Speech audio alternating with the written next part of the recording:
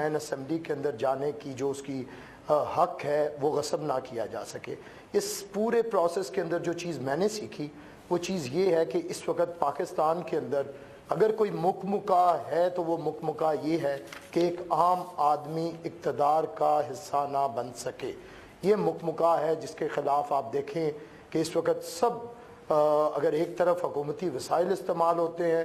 دوسری طرف دولت کا بے دریغ استعمال ہوتا ہے تو الیکشن کمیشن خاموش رہتا ہے۔ اس سارے پروسیس کے اندر میں نے یہ چیز دیکھی کہ ضابطہ اخلاق ایک لفظ تھا، ایک قانون تھا جس پہ عمل درآمد الیکشن کمیشن کو کروانا تھا، نہ تو مجھے ضابطہ نظر آیا اور اخلاقیات کی دھجیاں بھی آپ نے اڑتے دیکھیں، خواہ وہ منسٹرز کی تقریر ہوں، خواہ وہ تحریک انصاف کے لیڈروں کی تقریر ہو۔ اور پاکستان کے اندر جو ہم نے مساق جمہوریت کے بعد ایک بہتر دور کا آغاز کیا تھا کہ اب قائدین کے اوپر زبان درازی نہیں ہوگی، اب سیاستدان ایک دوسرے کے ساتھ کم از کم نام تو احترام میں لیں گے، ہم نے اس کی دھجیاں اڑتے دیکھیں۔ اور یہ جو دکھایا گیا کہ سیاست صرف پیسے کا کھیل ہے، سیاست میاں عامر حسن صاحب، آپ کے قائدین کا تو ذکر ہی نہیں ہوا کیونکہ وہ تو سرے سے موجود ہی نہیں تھے، ان کی تو شکلیں بھی ہٹا دی گئیں پوسٹر سے زرداری صاحب کی، کیا بات ہے سر؟ دیکھیں نہیں، ایسی کوئی بات نہیں تھی، زرداری صاحب کی ہم تصویر لگائیں پھر بھی اعتراض ہوتا ہے۔ تصویریں نہیں تھی سر، ایسی ہی بات ہے، let's call a speed a speed.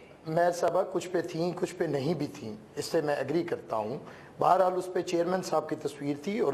جو ہمارے سابق چیئرمین ہیں بھٹو صاحب سر یہ ایک ووٹ آف نو کانفیڈنس لیا جائے کو چیئرمین کے حوالے سے؟ نہیں، میرے خیال سے ویسے بھی تنظیم کے اندر چیئرمین کی جو بات ہوتی ہے، چیئرمین ہمارے بلاول صاحب ہیں، ان کی تصویر تھی۔ بہرحال یہ کوئی اتنا بڑا ایشو نہیں تھا، بڑا ایشو یہ تھا کہ میرے لیڈر کی موجودگی اس میں کیمپین میں ضروری تھی یا ان لیڈرز کی موجودگی غیر ضروری تھی جنہوں نے گلی گلی ایک مارکے کا ماحول بنا دیا، ایک بائی الیکشن جو کہ نہ تو آپ کی کوئی پرائم منسٹر کو ہٹانا بنانا تھا، نہ